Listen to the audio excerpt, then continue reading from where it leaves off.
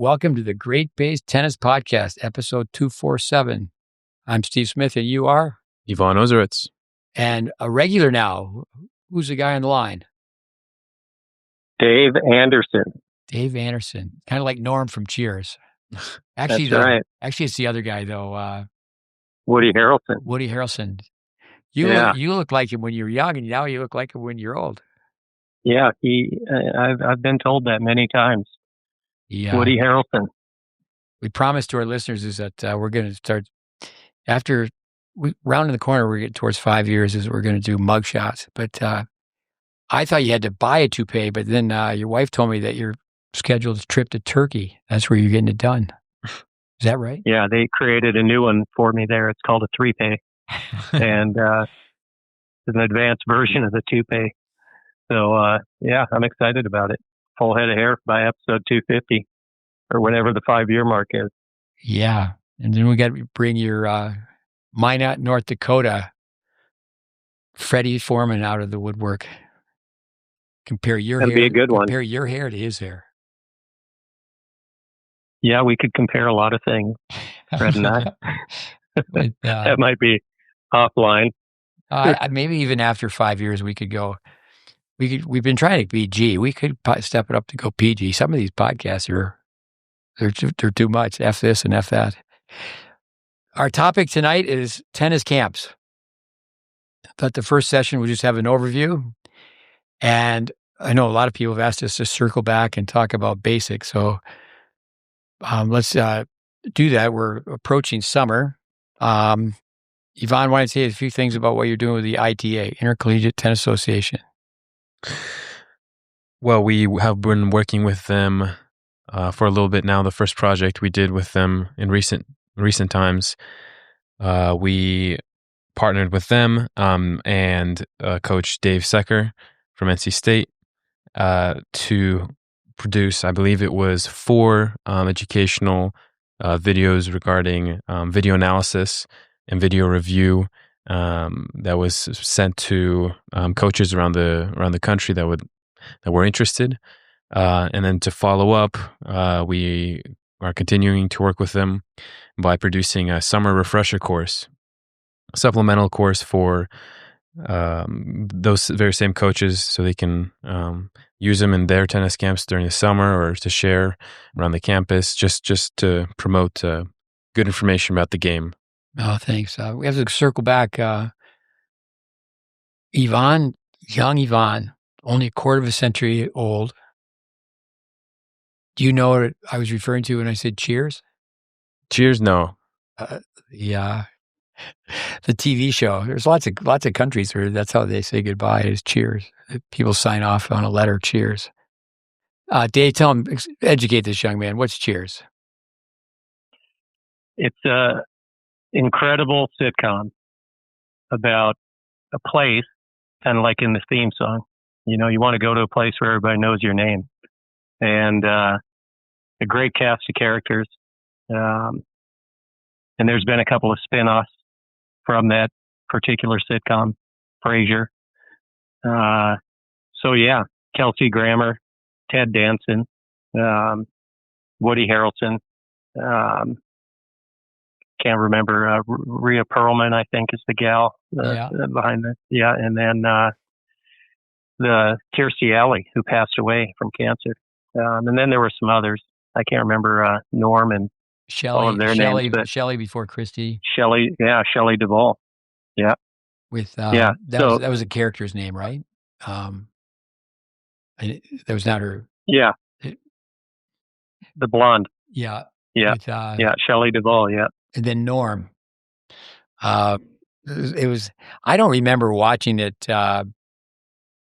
Just so busy back in the day when it was on. Was it 80s, 90s, 80s? Yeah, 80s. Yeah. Yeah, I don't remember watching it. But I always was told it was always rated so high. It started off very low, but then just climbed. I think it was 1 for a long time, but maybe a decade it was on. But yeah, with that. That is one great thing about YouTube.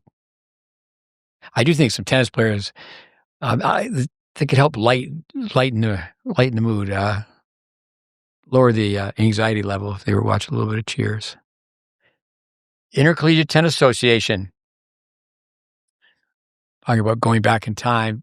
Dave Fish was a longtime tennis coach at Harvard. He went to Exeter, which I consider to be Harvard, the prep school in the Boston area. So he had, I think, 3 years there. But, I mean, he was 40 plus years. And he's the one, not Dave Howell. Dave Howell is the one who really, off the French system, created the UTR. But Dave Fish is really the one who, with a famous white paper, launched it. And not to spin off and digress with the UTR, but Dave Fish always used to say there was two major problems in tennis in the U.S., and both required organization. One was competition, and that's why he was so driven to drive the UTR. One thing about that, though, is he was driven to have it be where it was ageless and genderless, and you could walk around the block or get on your bike, and it was self-rated. It was supposed to be free, and not what it is. And there's positives to it, but not what it is turned into. But also then organizing instruction. So Dave Benjamin, I mean, he may have even been the founder, but he was the executive director of the Intercollegiate Tennis Association, the governing body that runs men and women's college tennis. But, we had meetings. I remember flying to the NCAAs. Dave really wanted to have our curriculum be part of what college tennis camp directors use. So here we are, making this like maybe a montage. Mm-hmm. It's just a short video that people could look at and at least could be supplemental from an instructional standpoint. But I think if we just talk about tennis camps in general, and then we'd have a couple follow-ups on tennis basics, because people are always asking us to go back to where we started with these podcasts, forehands and backhands. But what do you think, consumer-wise, Dave? You recommend tennis camps, mom and dad? Should they send their kids? What do you think? Yeah, I think, with tennis camps, I think there's, it depends on what they're seeking. And there's experiences that I think are really positive, being away from their house, having to sleep with a handful of other kids and adapt and do all of those kind of things. But from a tennis pro standpoint, I think that seldom does that ever really occur. And I think that people hit a lot more balls in most cases than they're typically used to hitting in a week. So they come back and just through sheer repetition, they feel like they've improved and hours on the court, et cetera. But I think that it just slowly wears off over a very short period of time. And when they get back to their natural environment, there really hasn't been any true information passed on or a lot of true learning. I think that there's a lot of positive experiences, like I said, within camps. But there isn't really a camp that people go to where, at the end, if you ask them to journal 15, 20 thoughts on what they really learned to take back with them to improve their game, I think that is almost non-existent at this point. With tennis camps, someone who's been a guest on our podcast, Julian Krinsky. Julian, with his wife Tina, they're spending time in San Diego. But he's South African, but for years and years based in Philadelphia. It would be lowballing it to say that, you hired 100 people that I trained to teach tennis. Because, it was connected with training coaches at his camp for decades. But just if you say, okay, 10 years and 10 instructors per summer, that gives you 100. But at one time, Julie and I were both speakers at the PTR, the Professional Tennis Registry. So I walked into his lecture. It was very flattering. He stopped and introduced me and said, let me circle back. He said, what I do is an experience. And what Steve does, use my name in third person, what Steve does is an education. And that was very humble on his part because, he certainly, paid me a pretty penny to train his coaches. And, he's definitely interested in quality. But I think overall, that is a major positive about camps. I think we have to define camps now, just like the word academy. I don't think that word is overused like it is academy. But the kid who gets to go to a college campus, I think that's a huge plus. Stay in a dorm, like you were saying. But I think all the country club camps where they combine tennis, golf, and swim. I think it's pretty interesting when you think about that. With swimming, it's a life-saving skill to begin with. I really respect swimmers. I've spent so many years in Florida. Really early in the morning, it's cold. The swimmers are out there. And head down, it's just going up and down. Not a lot of variety. But then golfers. Someone asked the other day, I was in this meeting, and they asked a visiting coach, do you teach GreatBase? And that's where I said many times, well, we should have called it solid fundamentals. But I think, would you ask a golf coach with beginners, do you teach stance? Do you teach grips? Do you teach swing patterns or swings? And the answer would be pretty much yes. But I think, we can talk about orientation and staff. I think a lot of times it's the blind leading the blind and being really connected with tournament players, I tell parents that I don't really consider when kids start teaching tennis in the summer, that's not work. That's not work. Work is like you're doing something you don't want to do, getting your hands dirty. They find when they start going out and realize that you don't have the skills, and that it's that type of camp many times is labeled, the tennis side of it is labeled glorified babysitting. They think consumer beware. I think we can always come back to consumer knowledge and product knowledge. I think a lot of times parents are just blindly writing checks. Yvonne, comment? Dave? Yeah, go. I mean, it is exactly what, I wrote down a few thoughts as we were heading into this tonight, and I wrote down an orientation.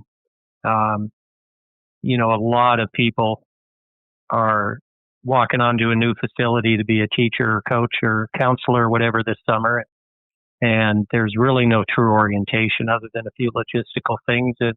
An assumption is made that they can go on the court and get some things done, and really don't have any senior leadership beside them to their right or left.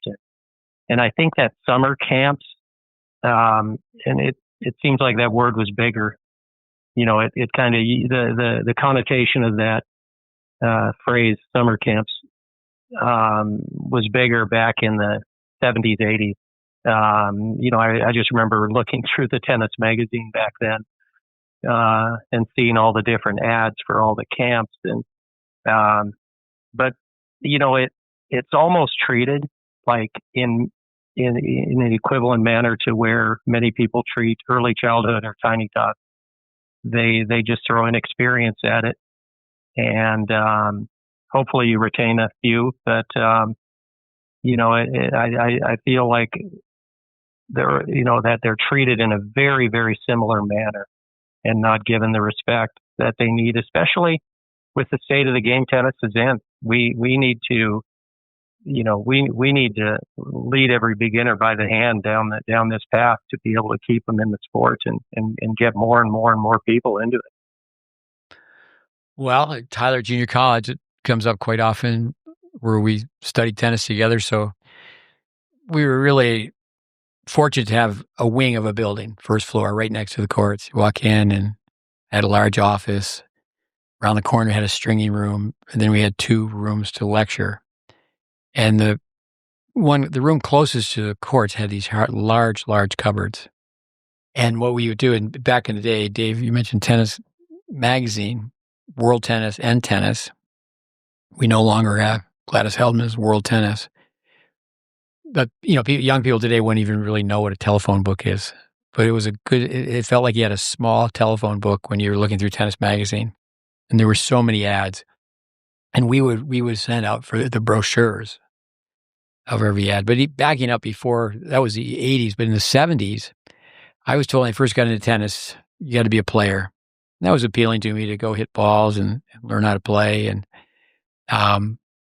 1 year, traveling around playing tournaments in a van. The second year, And I wasn't really roughing it because, one time for an extended period of time, my van was parked at the Boca Hotel. So I was really living at a 5-star hotel. But I went from tennis camp to tennis camp. I was a tennis camp junkie. I wasn't smart enough to say, okay, I want to look at the pro shop design, the facility design. I was just there to focus on how tennis was being taught. Molly Nickel used to write for one of those magazines, and that's what she would do. Her job was to go visit tennis camps. And I can't tell you the number of times I ran into her. Then I ended up living in Southern California where she was based. Tennis camps certainly vary. It's like your corporation now is called Invited, correct? Yeah. Mm-hmm.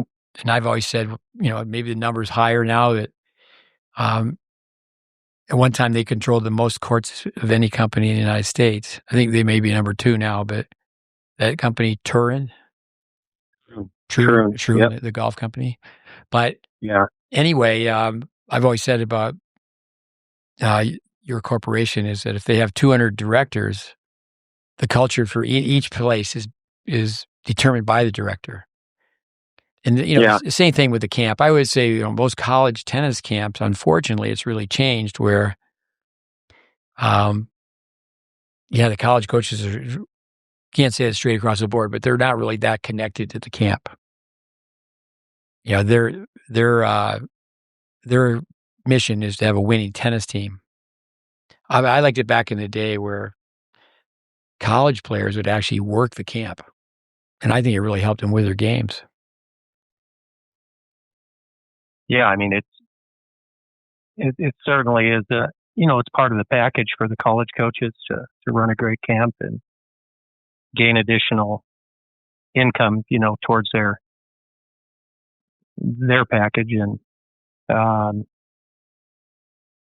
think that there are probably some that are much, much, much better than others. There doesn't seem to be as much demand from, I remember just in the time here in the 30 plus years, it seemed like kids would go off and attend the camps at some of the local universities in Texas, but it just doesn't seem to be quite the push towards it anymore. And I don't know what the reason is for it, but maybe I'm wrong. I know it's kind of become a place to send recreational based players more than anybody that's kind of already knee deep in tournaments. Yeah, I think the word tournaments, the tournament player typically has a schedule for the summer where it doesn't allow to go to camps. For me, when I've had the opportunity, the privilege to go to many places to train tennis camp staffs. And I tell people, I remember, this goes back to the 60s, I remember I used to go to hockey camp in Toronto. Just vividly could describe experiences from the 1960s. So how about you guys? Let's go to Yvonne. Tennis camps when you were a kid? Camps, I went to many summer camps as a kid. I don't remember much. I was young, but I do remember it was just a lot of balls. I remember we were always looking forward to lunch. We would play games. It was kind of the insinuation, whether the majority of it was like, okay, when are we going to get to play games? When's lunchtime? Whose group am I in? It was really not an emphasis on the tennis itself. And I don't know, being a kid, whether that the level of instruction would have influenced very much how I would have thought. I feel like I would have been like lunch anyway. But I definitely at that age wasn't impacted by the instruction that was presented to me, whether that is just me being a child or the fault of the coaches. I don't know. I don't want to put blame on anything, but I feel like that was most camps. I actually ran some tennis camps long before I found out about the information. And I did the same that I was being taught, or the same camps that I went to. I did the same exact thing. It was just games, just babysitting, and just a little bit of manners, hey, don't hit this kid, Charlie, don't bite Gus over there. And the parents are happy with that, especially in the summertime. They just want their kids to be occupied. Not all, but most, especially that I've talked to. I said, hey, of course, at the time I didn't have information to be like, hey, your child really isn't learning much here. But the swim component of it is just a camp. It's the camp. The word camp, in my mind, has a slight negative connotation when it comes to education, the educational side of tennis, because camp to me is just a way to spend time, and it doesn't have to be that way. But that's just how I grew up, and that's how I see it. That's just how I was brought up. Unfortunately, it would have been much nicer, of course, to leave a camp and be like, hey, Mom, I can actually hit a great serve. Yeah. My son Connor, my late Uncle Bob, had a camp. So we go visit Uncle Bob, canoes and sailboats and just so much fun on the water. And I just remember him saying, this is by far my favorite camp. He was very young. He was comparing it to hockey camp and tennis camp. Before we ask you about Brookhaven's camp and what they do with little kids, how about you? Did you go to camps? Did you work camps when you were really young? Well, I mean, no. I was fortunate. I think I was 13 or 14, and I got invited to go. But I was playing baseball in the summer, playing tennis, and you're committed to a schedule, so there wasn't much time. Up in North Dakota, you had to cram everything in. But I did get to go to one camp, tennis camp, and it wasn't an entire week. It was a shortened version of it, but it was run by the legendary Steve Wilkinson from Gustavus Adolphus, and he ran incredible camps up at St. Peter, Minnesota, called Tennis and Life Camps. And Wilk, as they called him, was quite a legend in college tennis for many, many decades. And I remember it vividly. I can, looking back at it, I can remember the tips that I got. I can remember Will pulling me aside once and telling me there were X amount of millions of people in China who didn't care whether I missed or made that shot. And why was I making such a big deal out of it? And, I remember him being very big into the mental, emotional side and kind of an Eastern philosophy. And this was back a long time ago. And he was trying to teach people a little bit about meditation and, controlling the mind, controlling the heart rate. And I think he was way ahead on some things. The yoga, he was a very good player too. He was a great player. I think he won more national public park championships than maybe anybody at the time. A tournament that I don't even know if it exists anymore, but used to be a very, very significant tournament. Get off on a tangent. Gustavus Adolphus, I played a tournament. It was at Florida International, and I played someone from the team, and I won. And it was an 8 o'clock match. He went, scrambled, and he went and ran the Miami Marathon. And that evening, I played him again in doubles. Those hardy people from Minnesota. With it was mainly people from that state that he recruited. My doubles partner went there from juniors. He was, I think, at 6. And he could be it was NAI, and then it went to D3. But they had a great team. They actually had a couple of guys that played on the ATP at times, and that's where Budarak went, obviously. And after he transferred from Ball State, I believe. Yeah, Ball State. What about Brookhaven? Tell us, I should say, the name of the famous golfer from Brookhaven. Yeah, Jordan Spieth. Yeah, so I was there when he first started climbing the ladder, and all these little kids with golf bags. But do you have a combined camp with golf and swim and tennis for the Tiny Tots? We used to, but it was now we just have what's called an all-star camp from the tennis vantage point, because everything is kind of on its own. I mean, there's golf. My grandkids do the golf camp, and then they have a swim team that has kind of a camp and lessons and everything.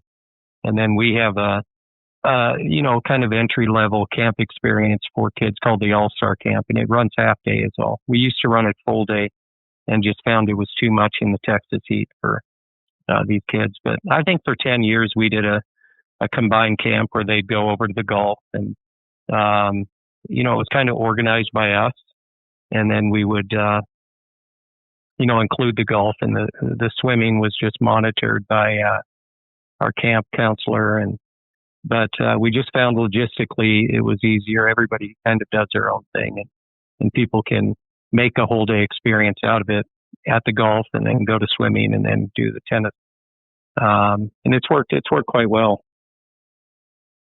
With just recently, before coming up here to the mountains in Virginia, Wintergreen, Brandon Flanagan we saw him a few months ago. I think he has, maybe 15. He has growing business with facilities that he manages.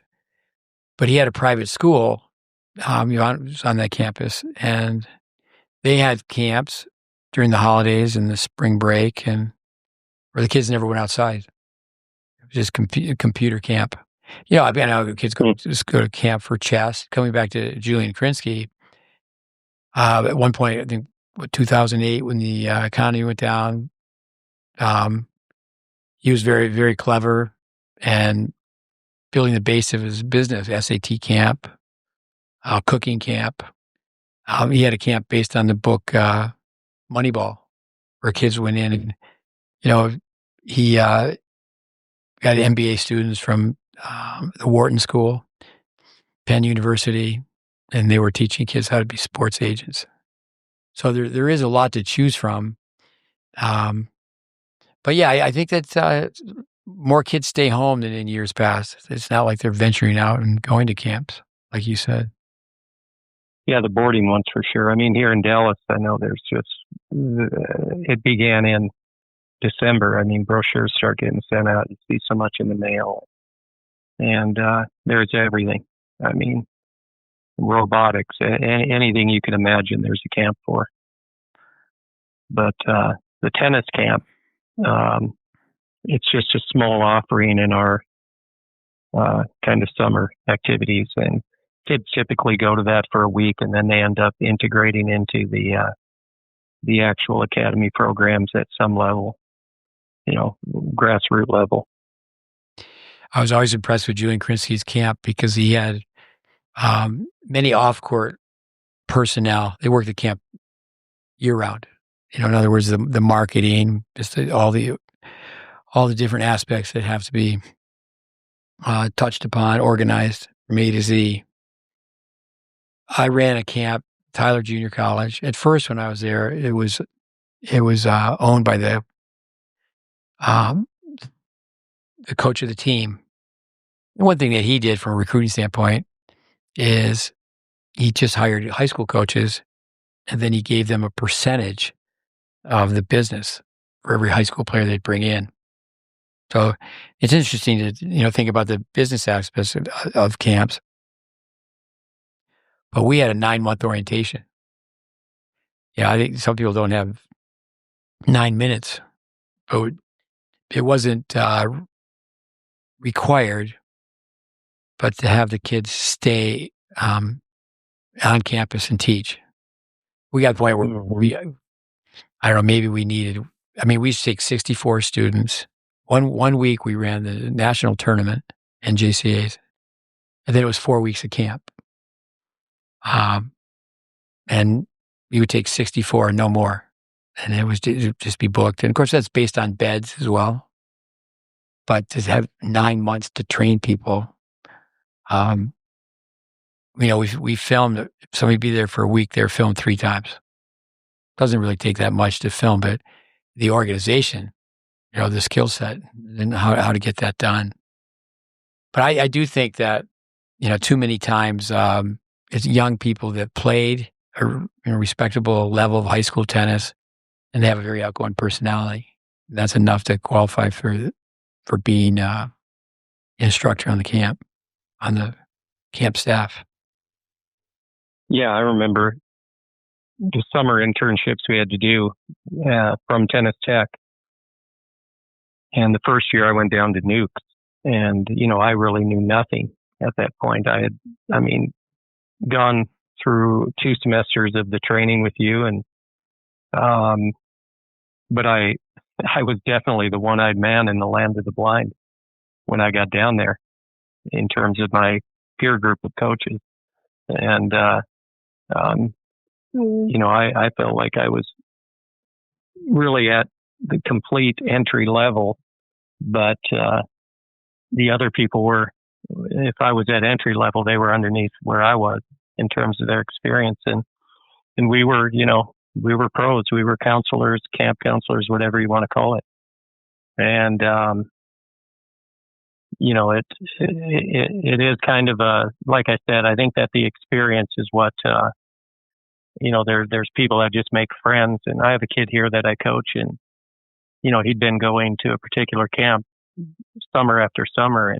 And even after they kind of integrated into our program, and the kid had some pretty lofty goals for competing, the parents felt compelled to have him go down there one last time for 3-4 weeks to see all his old friends, because they were getting, to that age where they wouldn't do it anymore. And so I think that, I wish I would have gone to camps. Every time I see a movie with camps like Your Uncle Bob, I always think, man, that would have been fun. But I think from a tennis developmental standpoint, I think you're best off finding a local program that you can really trust and sink your teeth into that instead. Yeah, I think of Boy Scout camp, Girl Scout camp, living in the outdoors, going on hikes. Before I went off to this expensive prep school, that's how I really got into tennis. I was a dishwasher at a hiking camp, travel camp. The older age groups, they would take seaplanes, and they had some really impressive trips that they would go on in the summer. But one of the jobs I had was packing food for people going on hikes.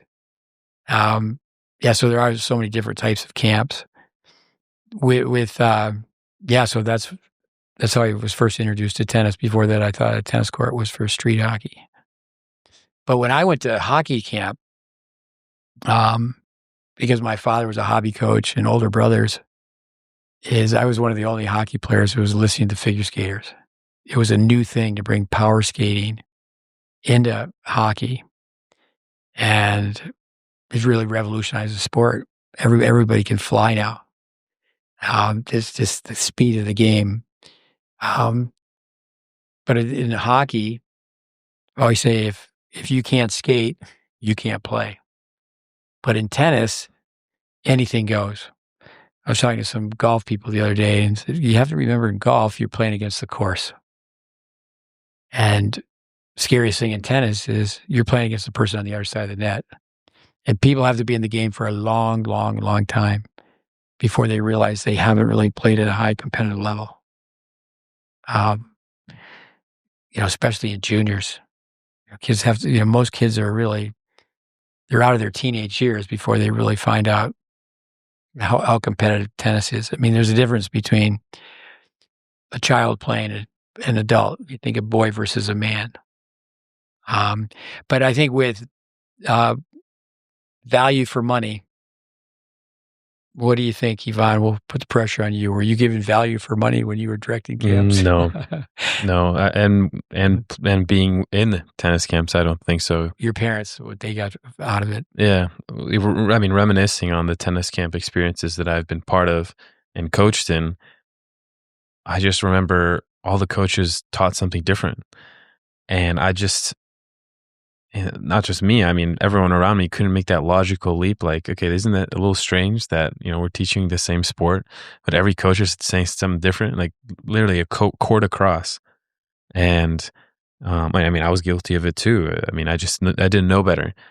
And, once players and parents, get exposed to at least a little bit of information, it helps them make that logical leap, especially when you compare it to different sports, like going back to when you talked about golf, any other sport, basketball, you have a 3-point line, You shoot in one way. It's very standard. So is golf. I mean, but in tennis, it's just you pick and choose. And I over these last 4 years that I've known about the information, I'm always thinking, I'm guilty of it. I never made that logical leap. I couldn't come to the conclusions of the things that I've learned on my own. But why organizations, groups of players, these camps can't really? No one can really. They just step up and say, that is really weird that Jim over here is teaching the forehand this way. Bob over here is teaching the forehand this way. Shouldn't, if they go from one group to another, they're going to have to relearn the forehand. Like that doesn't seem to come up in conversation ever. And it's unfortunate because the obvious conclusion to that question is it's more of a business, and it's more just, laugh and giggle. It's a camp. And so value, I don't see much value in the camps other than just a fun way to spend time with your friends, really. I remember making many friends. Conducting it was more of just a chore. So overall, the experience, I'd say it needs to be improved overall. But going back to comparing to different sports, the golf is set, the golf swing is set, the basketball, the way you throw the ball is set, baseball, any other sport. And once you introduce that concept to players and parents that haven't made that logical leap before, all of a sudden, most of them, most players and parents, they understand. They're like, wait, that makes so much sense. Why in our sport, in tennis, is it so loosey-goosey? And then they have a chance. Then they have a chance to actually accept, logic, information, the truth about, okay, gravity works. And then you can make conclusions from there, which is just unfortunate. So I derive no to little value other than just a fun way to spend some time. I like the idea of we're going to give you the test first and the lesson second. So decades, this 10-year period where I was training tennis teachers pursuing a degree, actually, the sheepskin. So I would have people go into a room. Dave knows this. Okay, you're going to be filmed on how you teach the forehand, how you teach the backhand. So we would record their knowledge base just in those 3 minutes. But then I would give people the gears, especially, we had students that came in, they were cocky. And I always just say, because we would start the program while the U.S. Open was going on. I go, well, you can't be that great a player. The U.S. Open's going on and you're not there. But I would just say the word refund 3 times. And I would just say, how much money do you think you owe people up? Were you really paid? And it really should be, initially when people are getting in, where you have to pay your dues before you teach. It says, oh, well, what do you teach? And it says, well, I just teach what you were taught. I never teased you about refunding anybody, did I, Dave? Well, I remember when I came in, I must have been one of the cocky ones because, it was supposedly draw it out of a hat. But I remember you had to stand on a table and then you were given a particular stroke to talk about, and you gave me the half volley. And I was like, okay, the half volley. And I hit it well, but I didn't explain it well. And but yeah, I remember that vividly.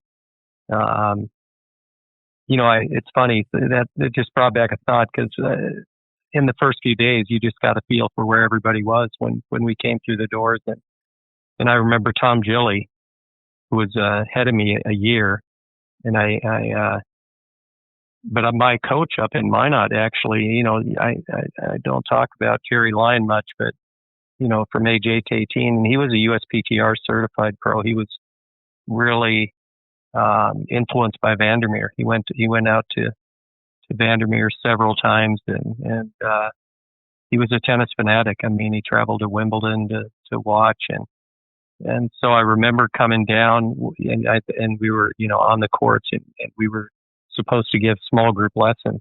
And this was in the first few days at Tennis Tech. And I remember Jilly telling me, oh, you're a Vandermeer guy. And I was like, who the heck is Vandermeer? I had no idea I knew who Vandermeer was, but I didn't know it was, turn racket back and down. And so I had all these little progressions and stuff that I didn't even know were going to be so valuable from my coach up in Minot, but then to hear the history of it, but I couldn't teach a lick. I mean, I was just throwing darts at a board, basically. Vandermeer. I know we're going to talk to Eddie Parker, who worked for Dennis for years. Tom Gilly, who obviously was a classmate of yours. I guess you said you're there the year before you.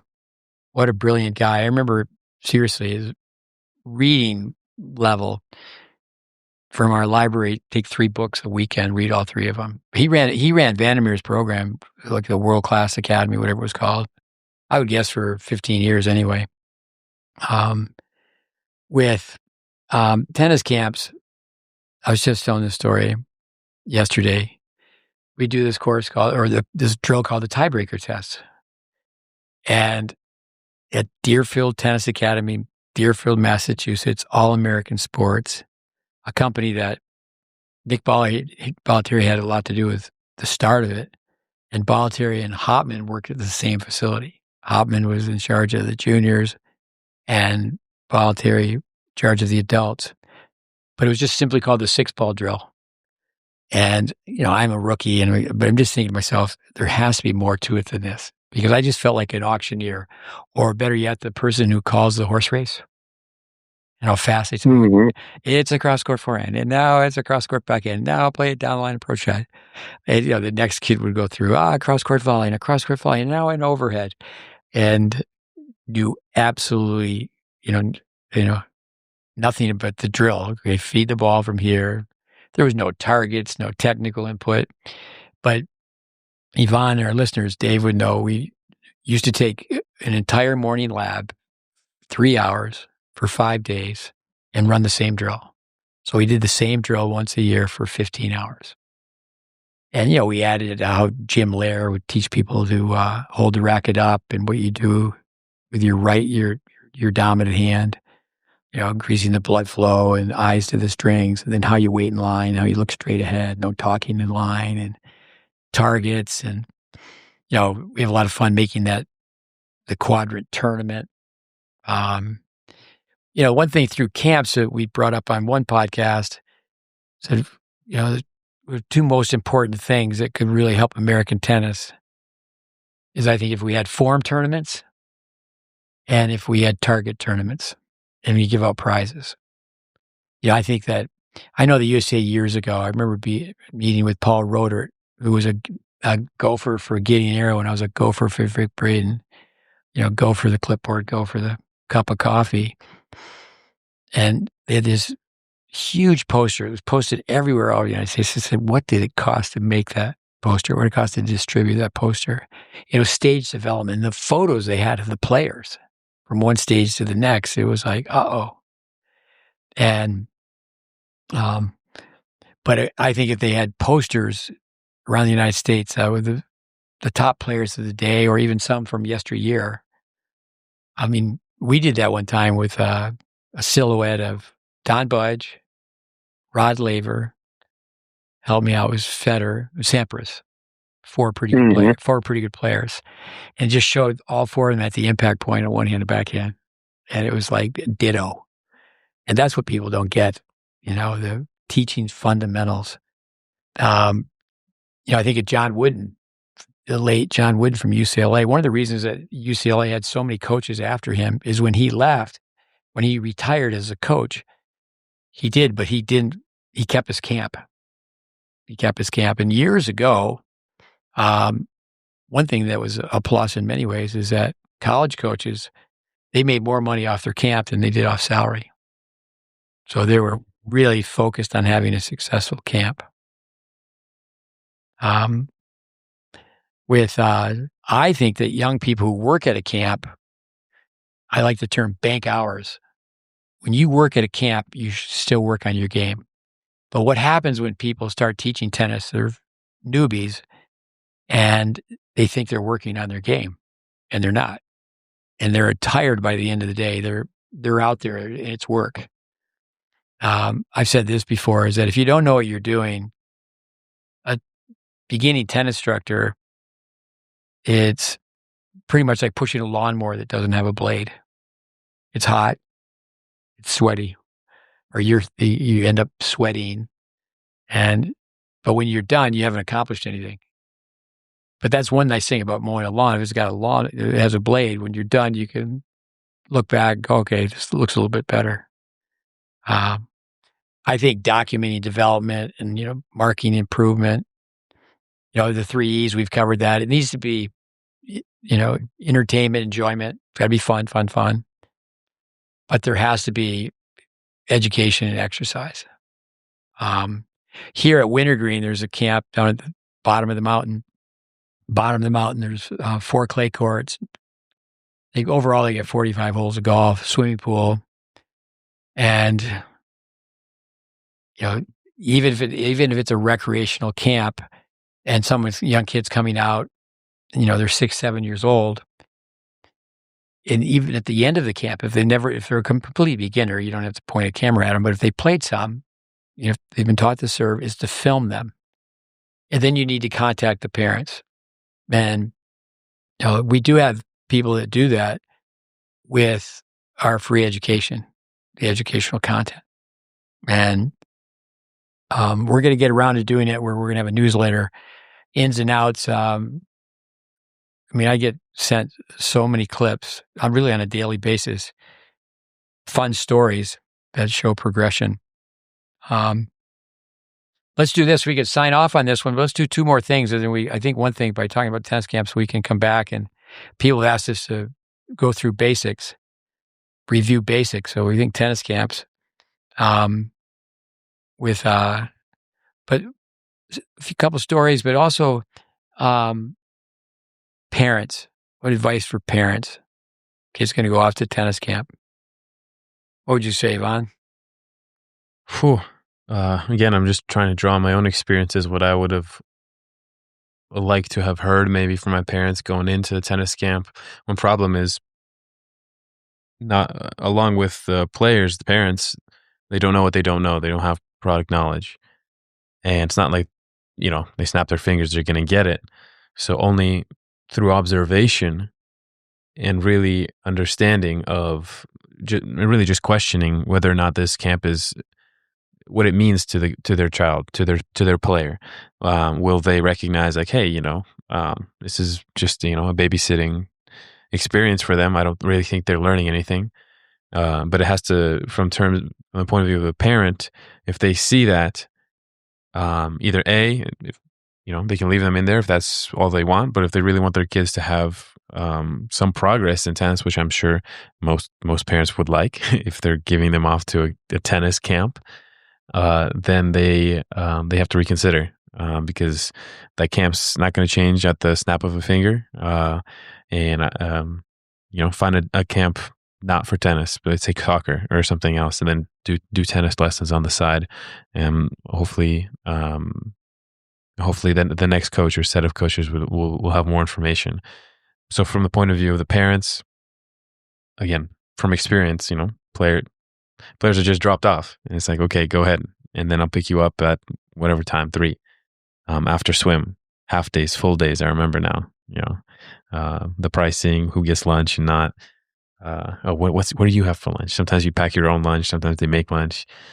But staying around, staying later, a little later after they drop them off, coming a little earlier to see the instruction, and I don't want to say judging it, but just understanding, okay, whether this is what they want for their child, for their player. If it's just to pass time, okay, great. But if they want to improve, you got to see, okay, they look left, they look right. The forehand's being taught 2 different ways. Might not be the best place to have your player get better. That's my recommendation. How about you, Dave, for the parents? Well, for the parents, I think there's a lot of merit to sending your kid off, even if the odds that you're going to get a bona fide instructional camp are slim. But what I would tell parents is, if you're going to send them somewhere where they have to travel, live on their own for a week.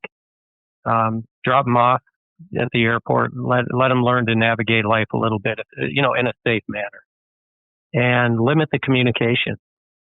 And I would give your kid a couple of envelopes that are already pre-stamped and tell them to, rather than communicating via phone, write a letter and do it the old school way and send that back to the parents, and the letter will probably get there a day or two before they get home. But I think some good can come out of it, even, as far as the character building and the growth of the human being. And I think that's probably what my advice would be. Send them somewhere, let them sleep, let them have to eat where they're not going to get every meal prepared for them perfectly, and they may not like their roommates, and then teach them how to write a handwritten letter back to the parents to communicate and make sure they're safe.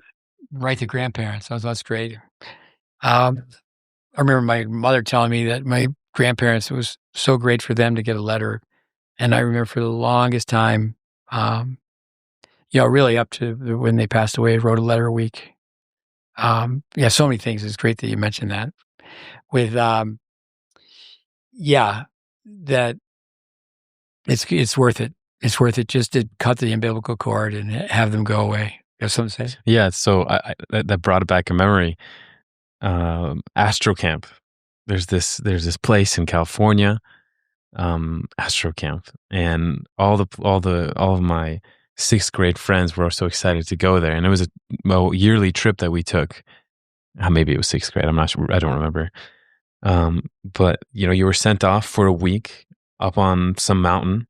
And it was built out so you can observe stars, make fireworks, and it was just a great place. It was just this amazing week of my life that I remember very much about, far better than any tennis camp that I attended.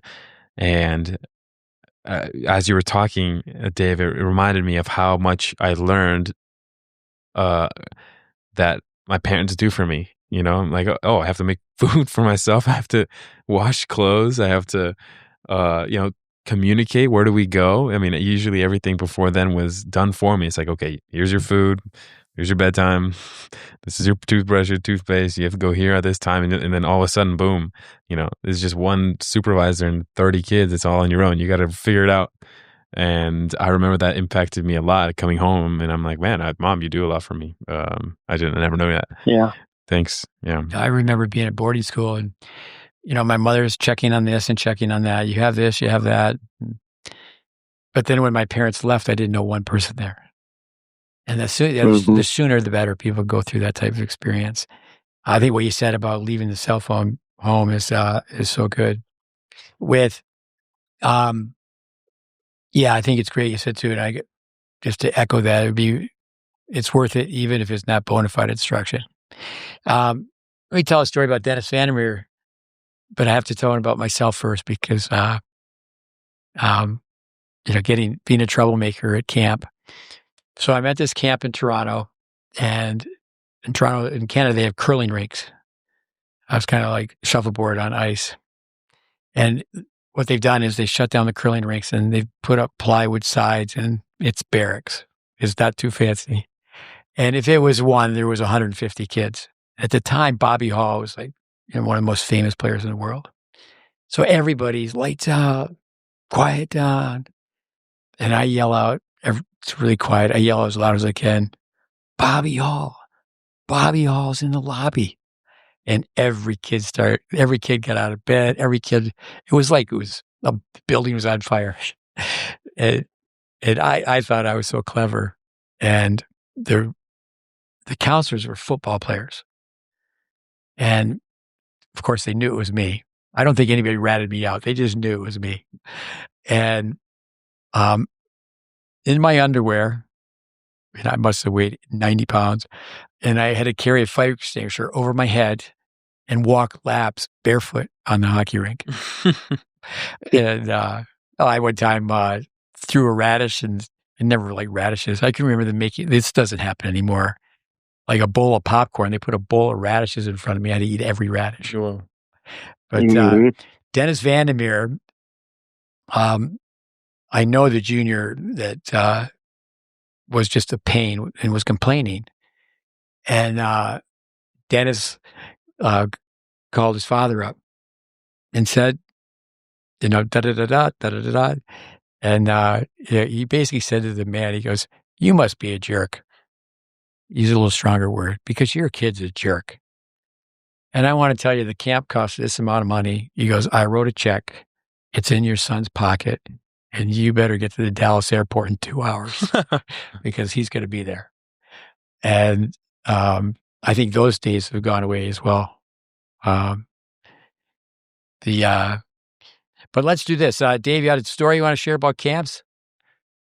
We'll sign off. Yeah, no, I think we covered everything pretty well. I think it's a potluck type thing, but there's positive experiences. I mean, looking back, like I said, I wish I would have been able to go to more camps, but it just wasn't in the card.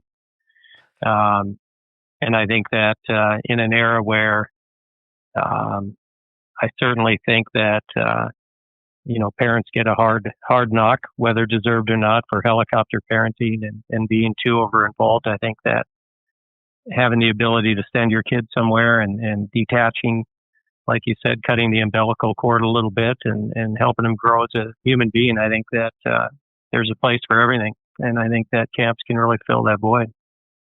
Oh, every time I hear helicopter, I always tell parents, that every time you come to the rescue, the victim becomes weaker.